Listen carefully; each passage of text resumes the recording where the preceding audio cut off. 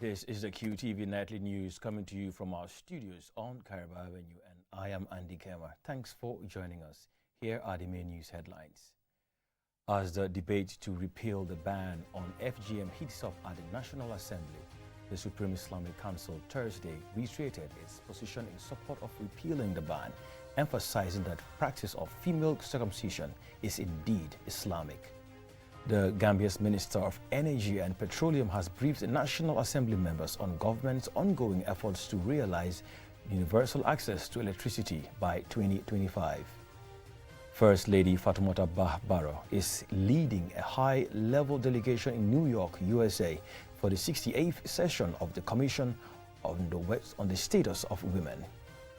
The Minister of Transport and senior officials of the Africa Civil Aviation Commission Wednesday urged stakeholders in the continent's air transport sector to collaborate more to liberate Africa's air transport sector. In sports news, Dortmund are champions of the QCell-sponsored Neymar football tournament after a win against Universal on Saturday at the Neymar Football Club. Those were the headlines, and now the news in detail.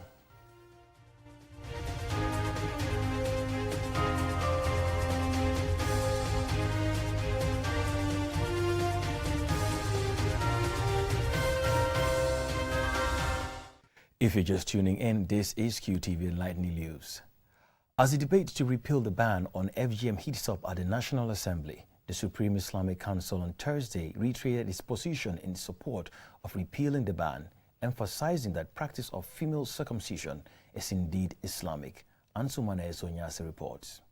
Banned in 2015 by the government of former President Jammeh, the debate on female genital mutilation is facing perhaps its biggest challenge, as influential Muslim clerics push for repealing the ban, just as parliamentarians, following the tabling of a private member's bill in support of a repeal, prepare to debate and vote on the matter.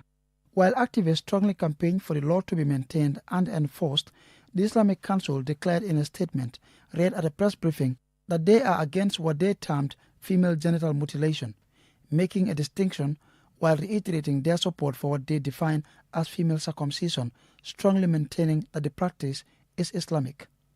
In a statement referred to in the Supreme Islamic Council's press release as a fatwa, signed by the President of the Supreme Islamic Council and read in Arabic by Qadi Omar Seka, the first Vice President of the Council, and interpreted into English by Mohammed Ka, the Council says female circumcision is not a merely inherited custom, as argued by activists, but rather one of the virtues of Islam and a practice dictated by the Holy Prophet Muhammad, peace be upon him. Of the fitrah, of which he mentioned circumcision. The legitimacy of female circumcision has been proven in several established hadith on the authority of the Prophet ﷺ. Therefore, Muslim jurists agreed on its legality. A fatwa is a legal ruling on a point of Islamic law, or Sharia. Furthermore, the Council reiterates its opposition to female genital mutilation, describing it as pharaonic circumcision. It was not reported by any of the reliable Muslim scholars denying the legality of female circumcision in the manner prescribed by the Messenger of Allah sallallahu alaihi wasallam. That is because the noble Sharia never recognizes anything. Sheikh Qadi Omar Seka, first Vice President of the Supreme Islamic Council, Sheikh Ibrahim Jaju, second Vice President of the Council, and Ustaz Mabintu Sise, who spoke on behalf of the Council's female wing, all argued that female circumcision is an Islamic practice and called on Muslims in the country to consult with their religious leaders for guidance, especially when they need clarification on such sensitive issues.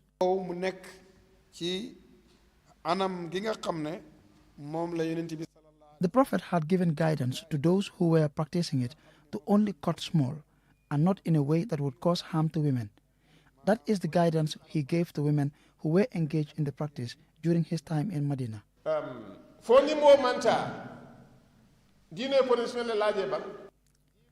Islam has not come to suppress or abuse women. Islam is here to guide us to the right path. If you have two children and you instruct them to do something, one does as you instructed and the other refuses, who would you be happier with? So those arguing or speaking against the practice of female circumcision should do more research. Musole muti feye kumpai musola sunna totala kuola ala dina ya la karola. If you are a woman and you need clarification or guidance about female circumcision as to whether it is permissible in Islam, you can follow the guidance of our scholars here. If anybody tells us that it is bad or not Islamic, always remember to follow what the Quran and the Prophet instructed us. The council also clarified that they did not organize Sunday's national dialogue on FGM, but were rather invited by the organizers, who also invited the Egyptian scholars. Following the tabling of the bill in Parliament, activists and health professionals have in recent years intensified advocacy against the practice of FGM, arguing that it has no health benefits on women and girls. Answane Sonyasi for KTV News. The Gambia's Minister of Energy and Petroleum has briefed National Assembly members on government ongoing efforts to realize universal access to electricity by 2025. This is in line with the government's ambitious target, which has recorded improvements in expanding access to electricity across the country. Mamoudou Lamin Choi tells us more. Universal access to constant supply of electricity is critical and indispensable for economic development, industrial production, technological advancements, and provisions of a range of services. This has inspired President Adama Barrow's ambition to make electricity accessible to every part of the country. The Minister of Energy, Abdoulaye Job, is in the National Assembly to respond to the question of how soon that target will be realized. The overarching objective of the Electricity Access Project is to achieve universal access by end 2025. A number of the communities in central Badibu will be electrified, as well as others under the ECOWAS Regional Electricity Project this year. Through the Gambia Electricity Access Project, government aims to increase access to affordable and reliable electricity with a targeted 61,000 beneficiaries in urban and rural areas. The Gambia Electricity Access Project has 147 communities. The contractor is currently working in the West Coast, CRR, North, as well as the North Bank region. Already, as you know, the phase one, Diabubu, Laminkoto Diabubu, has already been commissioned and operational, which is 46 communities. Over the years, projects implemented by government through NAWEC have improved access to stable electricity in the Gambia. According to the most recent World Bank data, access to electricity in the Gambia increased from 56.2% in 2017 to 63.7% in 2021. The EcoRip project has 292 communities, and the contractor is currently working phase-wise. They were in the West Coast region. Right now they are in the Phoenix and will subsequently move to LRR, North Bank region, CRR region. One of the latest development partners to join the Gambia on the journey towards universal access to electricity is the People's Republic of China. In addition, we have just received support from the Chinese People's Republic of China to cover, this is the China 8 GBA Electricity Improvement Project, and we have about 37 communities that will be covered within the West Coast region, including Mahmuda and all these other areas. Fossil fuel has been Gambia's major source of energy of electricity. However, there appears to be a shift from that with the inauguration of Gambia's first ever solar power plant by President Barrow. At the inauguration of the plant, the president stressed his government's commitment to accelerating the pace towards generating 50% of Gambia's power supply from renewable energy sources by 2030. Mahmoud Lamin Choi, QTV News. First Lady Fatoumata Bah-Barrow is leading a high-level delegation in New York, USA for the 68th session of the Commission on the Status of Women, CSW. As Aliu Cisse reports, the First Lady is seeking possible partners for her foundation. The First Lady's delegation includes Fatou Kinte, the Gambia's Minister for Gender, Children and Social Welfare, and Salimata Toure, Secretary General and Head of the Civil Service. They are also joined by the Gambia's permanent representative to the UN and ambassador to the United States. The theme of the session is accelerating the achievement of gender equality and the empowerment of all women and girls by addressing poverty and strengthening institutions and financing with a gender perspective. On the sidelines of the CSW meeting, First Lady Fatoumata Bah-Barrow's delegation also witnessed the launching of the International Trade Center UN Women Global Campaign on Gender-Responsive Public Procurement. The launching of this campaign is expected to see women given opportunities in business to improve both their local and economic outcomes. It also involves supporting enterprise development to better position women for procurement opportunities. Fatou Kinte, the Gambia's Minister for Gender, Children and Social Welfare, shared with the meeting some of the efforts by President Barrow's administration to pursue gender equality and women empowerment through a wide range of opportunities, initiatives, and programs. BJ Hu, the Executive Director of the We Love You Foundation, an international organization and non-profit founded to give hope to people around the world by sharing the love of a mother, also paid a courtesy call on the First Lady, where they discussed their respective works and how to forge future partnership. And we just had the privilege to meet together with the First Lady of the Gambia, and we're very thankful for the opportunity to hear about many of the great initiatives that she herself is carrying out in her country. We're very impressed with the level of care that the First Lady has towards her country and the diversity of the projects that she's carrying out in the Gambia.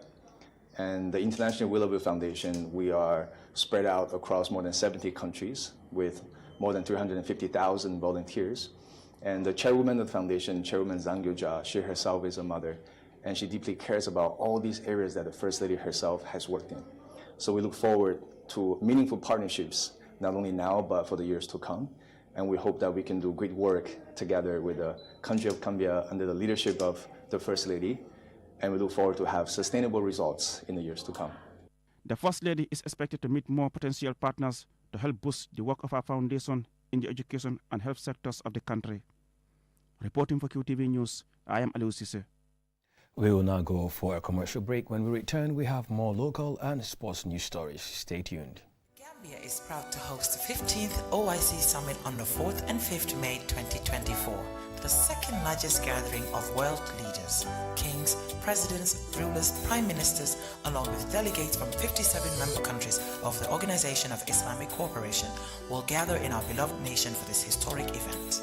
The theme of the summit is enhancing unity and solidarity through dialogue for sustainable development. It's a platform to foster cooperation, promote peace and drive sustainable development across the Ummah and the world at large. We call on all Gambians to unite and support the government as it strives to host a memorable and successful event. Let's showcase our hospitality, culture and the beauty of the Gambia to the world. Join us in making history. Let's stand together, united as one, to ensure the 15th OIC Summit in the Gambia is an event to remember. Together, we can make a difference.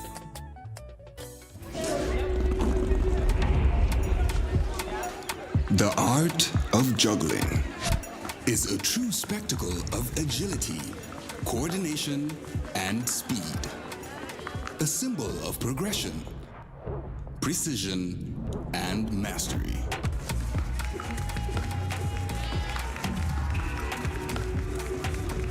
.5G speed is like having the juggler in your pocket. With lightning-fast download and upload speeds, you'll easily be able to juggle even the busiest workdays. Whether you're a busy entrepreneur, a creative, or just someone who wants to stay connected. Juggle your tasks with ease with QCell 5G speed. The future is here. It's fast, reliable, and efficient. First brought to you by QCell. We innovate, others follow.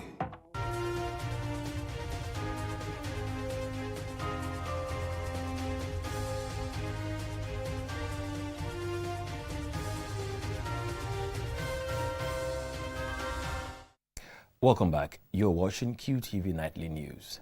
The Minister of Transport and senior officials of the Africa Civil Aviation Commission Wednesday urged stakeholders in the continent's air transport sector to collaborate more in efforts to liberalize Africa's air transport sector. Ansumana Esonyasi was at the event and he now reports. As Africa's air transport industry confronts challenges such as lack of human and physical resources, as well as poor airport infrastructure, stakeholders, including regulators in the sector, converge in the Gambia for a two-day meeting. The aim is to identify some of these challenges and collectively address them. At the top of their agenda is the liberalization of the sector to help it take off, to stimulate price reduction, increase market competition, and increase flight frequency. The Gambia has hosted one of numerous efforts on the continent to improve air transport system. In 2004, the pioneering Banjul Accord Group Agreement was signed by 7 West African countries aimed at strengthening safety measures and air traffic management in the member states. Ibrahim Asila, Gambia's Minister of Transport, highlights government's drive to support the country's aviation industry, citing their efforts to domesticate several agreements such as the Single African Air Transport Market. He urges greater collaboration among stakeholders. For avoidance of doubt, let me say that the government of the Gambia, under His Excellency's leadership, President Adama Barrow, we place a very high premium on the full implementation of the Yamoussoukro Decision YD and the Single African Air Transport Market setup. The fact that the Gambia is voluntarily participating in the pilot implementation project of SATAM is a clear manifestation of this will and commitment. Acknowledging Gambia's contribution to the realization of a liberal air transport market in Africa, Adefonke Adeyemi, Secretary General of the African Civil Aviation Commission, implores African airlines to collaborate to help address challenges in the sector. Eric Ntangen Jerwa, Head of Division, Transport and Mobility, expressed similar sentiments, adding that it is only through close collaboration that the objectives of the Single African Air Transport Market framework will be realized. Trade is not done in a vacuum. It is people that trade. Apart from the fact that you need connectivity, you also need freedom for people to move from one place to the other. That is what we need for Africa, and SATAM is what will provide this much needed connectivity.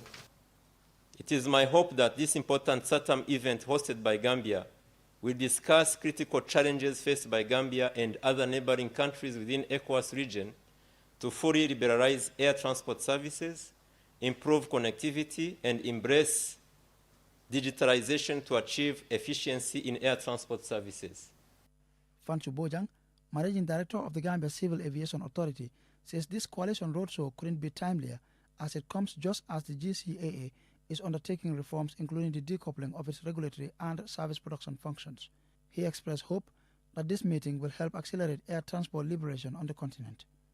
We wish to reiterate our commitment to the ideals of YD and SATIM and to assure you that we will leave no stones unturned in the quest to fully liberalize our air transport market as envisioned by the proponents of the YD. This two-day event is a welcome development for stakeholders in the sector, particularly African travelers who continue to face many challenges traveling within the continent. In spite of the challenges, officials hope to explore opportunities in the sector to provide better travel experiences while creating opportunities for employment, investment and tourism. Ansmaneso Nyasi for KTV News. Nyakoi Taibatu, Kambenkafo in Woolly West in the Upper River region held its annual general meeting on Saturday. Alaji A.F. Jallo reports. This 6th AGM brought together members of the association to discuss achievements, challenges, and financial reports for the year ended 2023 and strategic planning for the year 2024. The association comprises 11 communities that collaborated to contribute to the development of their communities. In his welcoming remarks, the Alcalo of the host community, Taibatu, Alhaji Mbembanding Jabi, urged the youth of Nyakoi to be law-abiding and contribute to national development. Democracy. I am on TV and we should be mindful of democracy because a lot of things are now happening in the Gambia that never happened in the past. You should not lodge a stranger in your homes without knowing the person or first finding out the visitor's identity. Since we have this democracy and freedom, a lot of people are entering our country. I know the government is making efforts to arrest criminals, but they are still entering the country. I also want to thank President Adama Barrow for his foresight in leading the country and helping our association with God's guidance. He has done a lot for us. Barasa Suso, Vice President of the Nyakwe Kamben Kafo, urged members from the 11 communities to unite for the development of their communities. Also thanked President Adama Barrow for his donation to the construction of the market, which was initiated by the association. We are an organization with a constitution, and in it, we have our executive who serve us for 3 years. After 3 years, the association will decide whether the executive will continue or not. We are grateful to President Barrow because he presented us with $300,000 towards the construction of our market. For that, it is good that we started the construction process before we sought a donation from the President, because he will respect us for taking the initiative and he knows it is part of nation building. So, always start your project before asking for help. Ansu Kamara, the treasurer of Nyakwe Kambenkafo, updated members on the financial transaction in 2023. If you don't know how your money is spent, it can cause doubts and lack of transparency in the association. We used to have a balance of $940. Later, we went round seeking donations from villages and individuals in Kerewan, Badala, Madina Koto, Sitikonding, Kerewan, and other villages too many to mention. They all sent in their contributions, including Nyakwe citizens in the Combos. We also contacted our citizens abroad in Angola, Finland, Australia, UK, Spain, Germany, Italy, Switzerland, Sweden, and America. Through their contributions, we were able to buy materials for the construction of our market. So, the balance we have here is $222,235. $222,235. Nyakwe Kambenkafo was formed in 2016, and since then it has registered numerous social and economic development within the area, including the construction of the central market for the people of Nyakwe. For QTV News, I am Alaji A.F. Jallo. We'll now shift our attention to the latest in the world of sports.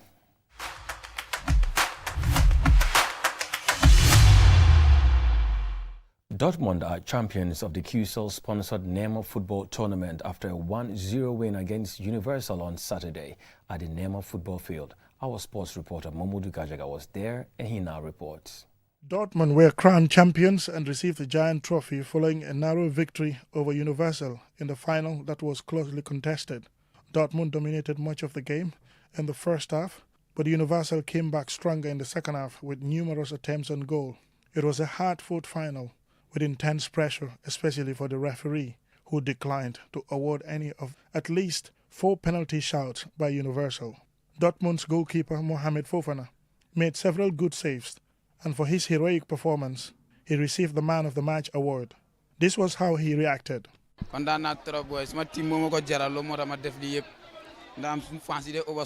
am so happy. My team means a lot to me. Our fans have been toiling a lot to cheer us up. I feel that I am at the peak of my game. That's why I was able to play well today. I've left everything, including my schooling, to become a goalkeeper because I see it as my career. Chernobyl, the chairman of the Neymar Sports Committee, thanked QCell for the sponsorship. But I did work QCell. Thank you very much because Dana sen ñew Neymar amna lo xamne jurna ko ci Neymar sport bi bu baaxa baax because since they started supporting Neymar, we've seen lots of improvements. ñu am ñi nga xamne dañoo ñew pour dolel Neymar ci walum sport bi te tangol bi ga ñewé this year, to be honest, at least amna changes dafa gis nañ so many activities yo xamne mu ngi xew within Neymar fi. After collecting the trophy and cash prize, the winners were surrounded by joyous fans. Mamoudou Gajaga, QTV News. Before we end this bulletin, here's a recap of the headlines. As the debate to repeal the ban on FGM heats up at the National Assembly, the Supreme Islamic Council Thursday reiterated its position in support of repealing the ban, emphasizing that the practice of female circumcision is indeed Islamic. The Gambia's Minister of Energy and Petroleum has briefed National Assembly members on government's ongoing efforts to realize universal access to electricity by 2025. First Lady Fatoumata Bah-Barrow is leading a high-level delegation in New York, USA for the 68th session of the Commission on the Status of Women. The Minister of Transport and senior officials of the Africa Civil Aviation Commission Wednesday urged stakeholders in Africa's air transport sector to collaborate more to liberalize Africa's air transport sector. In sports news, Dortmund are champions of the QCell-sponsored Neymar football tournament after a win against Universal on Saturday at the Neymar football field. Well, that's all we have for you in this bulletin. Join us at 10 p.m. for another news. Thanks for watching.